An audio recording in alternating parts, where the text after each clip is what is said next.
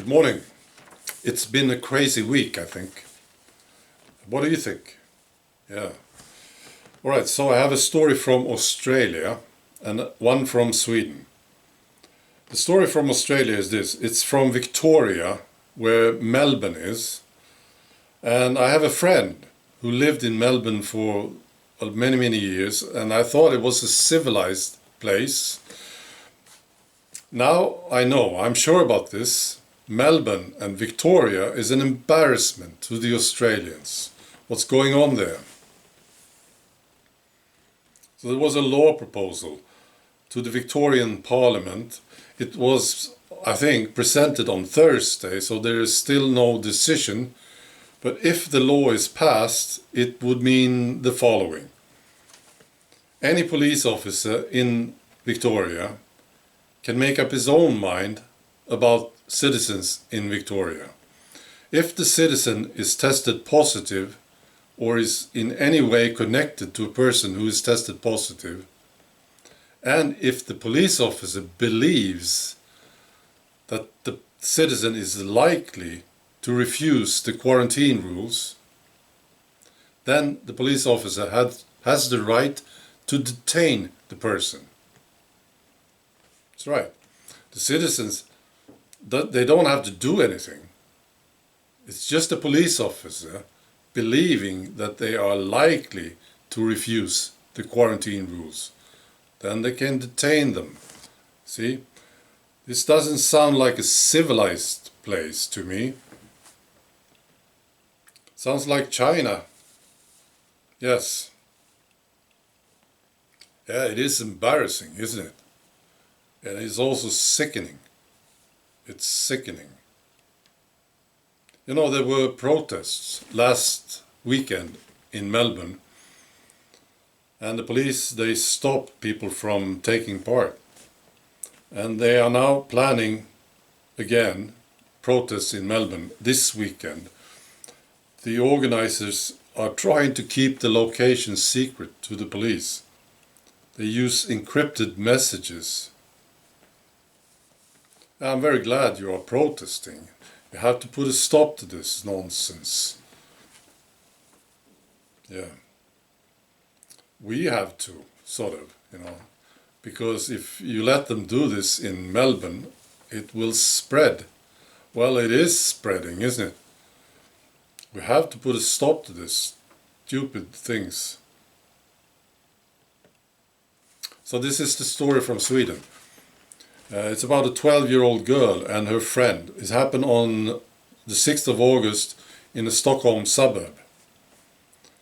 So these two very young girls, they met with two guys. One was from Syria and the other one was from Afghanistan. Well, they were men, these guys. These two men, they encouraged the girls to join them and come with them to this asylum accommodation where these guys were living. And they did. When I hear stories like this, I always think about the parents. Where are the parents? Don't you tell your daughters anything? You see? What's going on here? It's mad. So the girls, they joined them. So they came to this room in this asylum accommodation.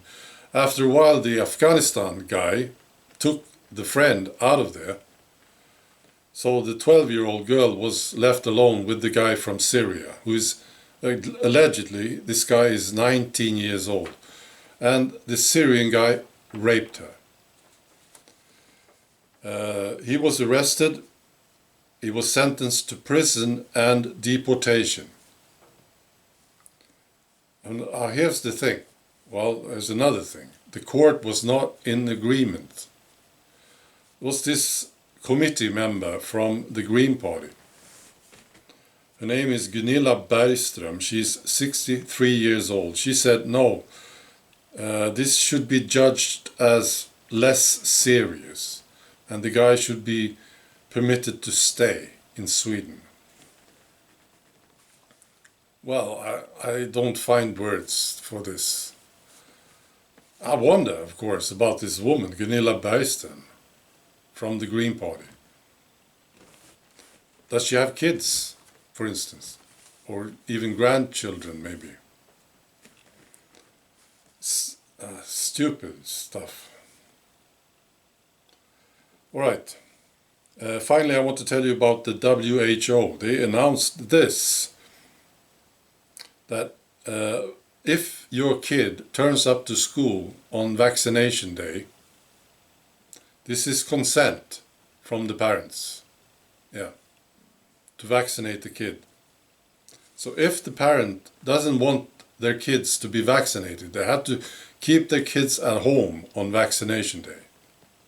Otherwise, it's consent. Now, why do you think they say this?